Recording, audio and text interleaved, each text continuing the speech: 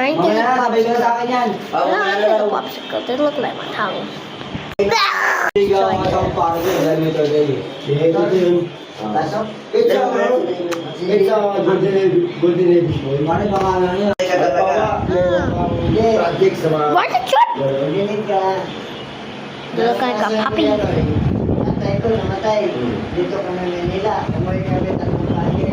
Saka yung sinunod, yung bakla. Pangit. Pangit. Sino yung mga pangit? Face ba? Face. Kala ko bakla na kapatid ko. Baluwag ko sa